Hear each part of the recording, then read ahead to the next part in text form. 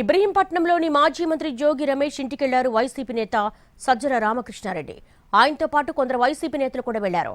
TDP శ్రేణుల దాడిలో ధ్వంసమైన జోగి రమేష్ ఇంటిని పరిశీలిస్తున్నారు సజ్జల. జోగి రమేష్ కుటుంబ సభ్యులను పరామర్శించారు.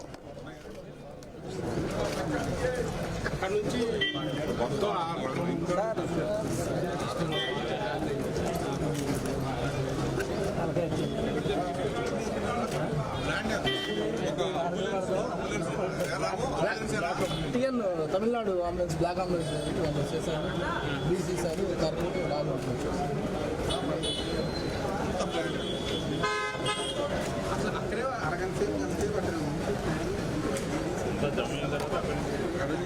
ముందు పరిగెత్తుతున్నారు వాళ్ళు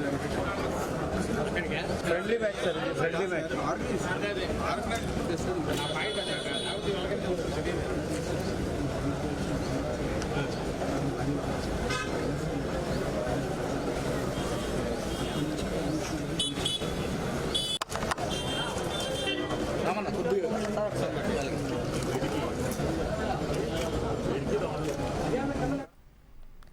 ఇబ్రహీంపట్నంలోని మాజీ మంత్రి జోగి రమేష్ ఇంటికి వెళ్లారు వైసీపీ నేత సజ్జల రామకృష్ణారెడ్డి. ఆయనతో పాటు కొందరు వైసీపీ నేతలు కూడా వెళ్లారు. ప్రస్తుతం శ్రీకాంత్ సిద్ధంగా ఉన్నారు లైవ్ లో జాయిన్ అవడానికి. శ్రీకాంత్, మాజీ మంత్రి యోగి రమేష్ నివాసానికి కొద్దిసేపటి క్రితమే పార్టీ కోఆర్డినేటర్ గా ఉన్నటువంటి సజ్జల రామకృష్ణారెడ్డి రావడం జరిగింది. నిన్న జోగి రమేష్ ఇంటి మీద టీడీపీ శ్రేణుల ఆధ్వర్యంలో జరిగినటువంటి దాడి, ఇంటికి నిప్పు పెట్టిన ఘటనకు సంబంధించి జరిగిన ప్రదేశాన్ని కూడా సజ్జల పరిశీలించారు.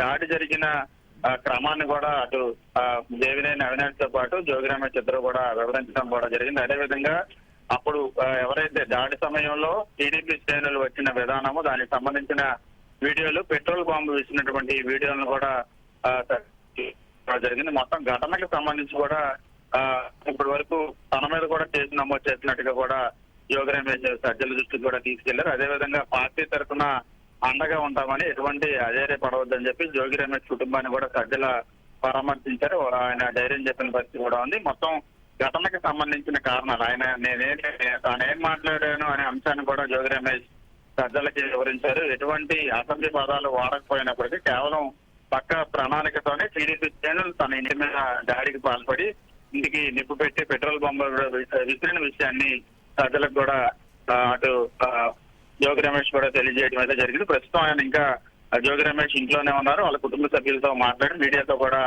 సజ్జలు మాట్లాడే అవకాశాలు ఉన్నట్టుగా మనకు తెలుస్తా ఉంది. All right Srikanth. TN Tamil Nadu ambulance block ambulance చేశారు, బీసీ సార్ కార్పొరేట్ రాజు